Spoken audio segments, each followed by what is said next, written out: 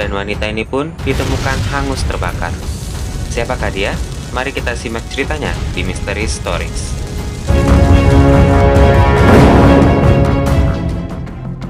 Hai sobat pecinta kisah misteri dunia, selamat datang kembali di Misteri Stories.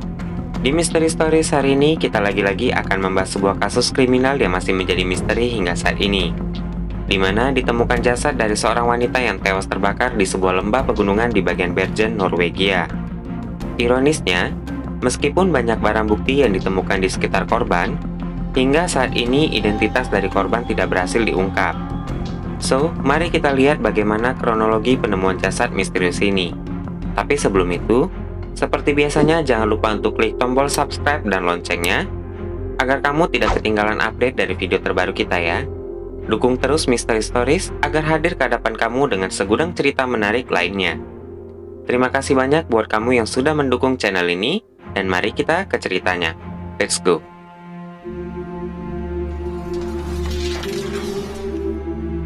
Pada sore hari tanggal 29 November tahun 1970, seorang pria dan dua orang putrinya yang masih kecil sedang mendaki di kaki bukit di sisi utara Ulriken, di daerah yang dikenal sebagai Isdalen Valley atau disebut juga sebagai lembah es, atau lembah itu juga sering dijuluki sebagai lembah kematian karena banyak sejarah yang mencatat kasus bunuh diri di daerah itu pada abad pertengahan dan serangkaian kecelakaan hiking atau pendakian-pendakian yang baru. Pada saat itu, merasa ada bau terbakar yang tidak biasa, salah satu putri dari pria tersebut menemukan tubuh wanita yang hangus terbakar yang terletak di antara beberapa belahan bebatuan gunung di sana. Melihat hal itu, mereka pun terkejut dan takut. Dan akhirnya keluarga itu memutuskan untuk kembali ke kota untuk melaporkan hal ini ke polisi. Menanggapi laporan tersebut, distrik kepolisian Hordaland yang berkantor pusat di Bergen, Norwegia ini pun langsung meluncur ke TKP dan melakukan penyelidikan. Mereka pun menemukan jasad wanita yang hangus terbakar. Eits, tapi tunggu dulu. Wanita itu hanya terbakar di bagian depan tubuhnya saja, sedangkan bagian belakang tubuhnya masih terlihat utuh. Di saat itu, tubuh wanita ini ditemukan dalam posisi terlentang dengan tangan yang dikepal di depan dada seperti pose petinju. Lalu di samping tubuhnya ditemukan beberapa pil obat tidur. Sekitar jasad tersebut, banyak ditemukan barang yang diduga milik korban, antara lain sebotol minuman keras Saint Halford yang kosong, 2 botol air plastik, 8 sampul paspor plastik, sepatu bot karet, jaket wol, shawl, stocking nilon, payung, tas, kotak korek api, jam tangan, 2 anting, dan 1 cincin. Di sekujur tubuhnya juga ditemukan ada bekas kertas yang terbakar, dan di bawahnya ada topi bulu yang kemudian ditemukan ada bekas bensin di situ. Semua tanda dan label pengenal pada barang-barang ini telah dihilangkan atau dilepas. 3 hari kemudian, penyidik menemukan 2 koper milik wanita yang diduga milik korban di stasiun kereta Bergen. Dalam satu baris, polisi menemukan 5 lembar uang kertas Deutsche Mark atau sekitar 137 US dollar pada tahun 1970. Di antara barang-barang lainnya, mereka juga menemukan pakaian, sepatu, berbagai macam bentuk wig, riasan, krim eksim, 135 kroner Norwegia, koin Belgia, sebuah peta, catatan jadwal, sepasang kacamata dengan lensa non-resep, sebuah kacamata hitam, dan semua barang-barang ini memiliki sidik jari parsial yang cocok dengan tubuh korban. Hal lain yang ditemukan di dalam koper tersebut adalah alat-alat kosmetik dan sebuah buku catatan. Dan lagi-lagi, tidak ada label atau merek dari produk-produk tersebut yang tertinggal di setiap barangnya. Tidak menunggu lama, pihak berwenang pun melakukan uji otopsi kepada jasad yang ditemukan tadi. Dan kesimpulan yang didapat adalah wanita ini kemungkinan masih hidup ketika terbakar, dan di dalam tubuhnya ditemukan karbon monoksida, yang menguatkan bahwa jasad ini keracunan karbon monoksida. Terdapat pula memar di bagian lehernya, dan ketika dilakukan uji sampel darah, dinyatakan bahwa wanita ini mengkonsumsi 50-70 pil obat tidur sebelum ajal menjemputnya, alias overdosis pil obat tidur.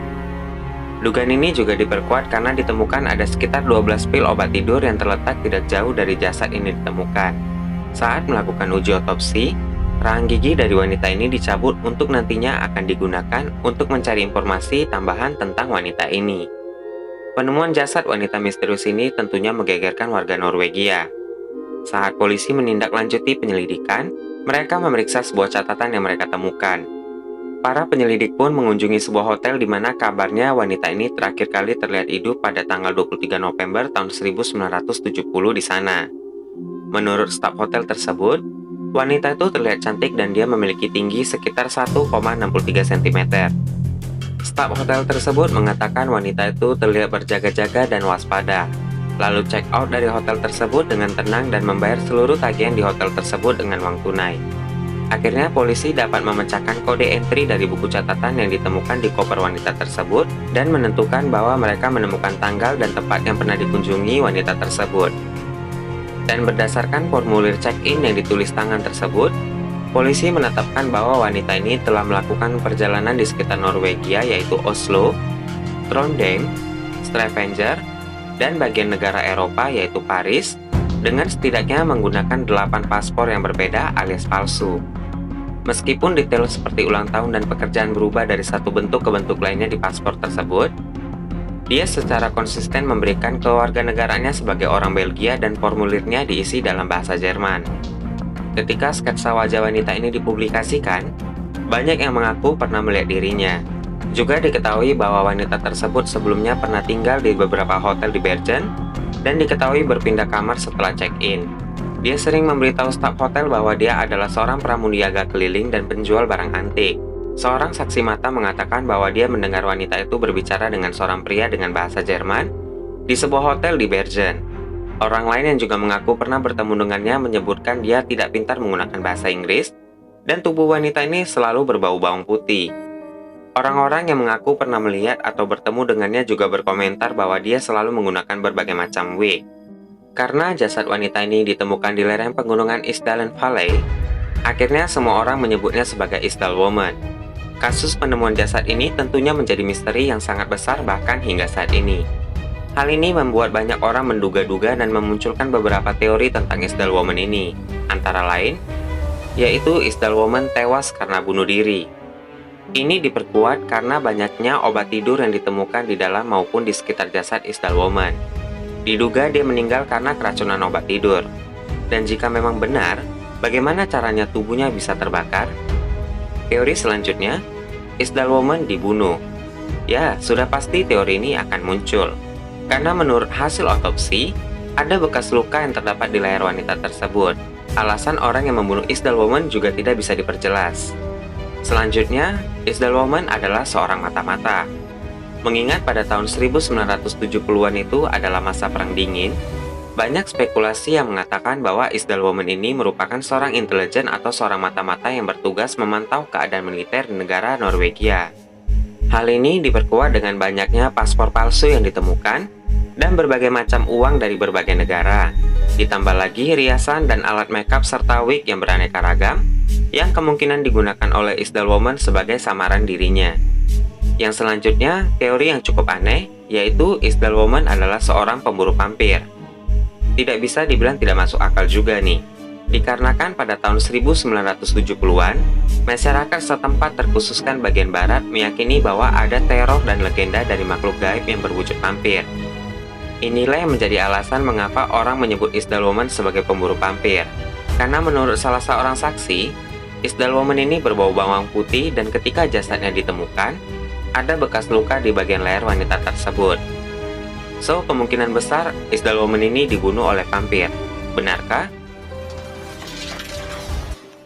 Pada 5 Februari tahun 1971, Isdal Woman pun diberikan pemakaman secara Katolik berdasarkan penggunaan nama Santo pada formulir check-in yang ditemukan polisi di sebuah kuburan tak bertanda di dalam area pemakaman Molendal yang terletak di kota Bergen. Pemakaman ini dihadiri oleh 16 anggota kepolisian Bergen, dan dia dimakamkan di sebuah peti khusus untuk mengawetkan jenazahnya, agar sewaktu-waktu jasadnya dapat dikenali oleh sanak saudaranya. Upacara pemakamannya juga didokumentasikan jika ada kerabatnya yang datang di kemudian hari untuk mengklaim jasad dari wanita ini. Namun sayangnya, hingga saat ini tidak ada yang mengaku kehilangan sanak saudaranya yang mengarah ke Isdal Woman ini. Namun dari berbagai macam teori, barang bukti dan penyelidikan yang dilakukan, setelah 50 tahun pun, misteri siapa sebenarnya Isdal Woman ini tidak pernah terungkap. So, apa pendapat kamu tentang kasus yang satu ini? Kasih komen kamu di bawah ya guys. Jika kamu menonton video ini sampai habis, pastikan jangan lupa untuk klik like-nya. Subscribe channel ini dan nyalain notifikasinya agar kamu tidak ketinggalan video selanjutnya. Berikut ini, ada beberapa video yang mungkin menarik buat kamu. Terima kasih dan sampai ketemu di video selanjutnya. Salam saya, Krisna Rams.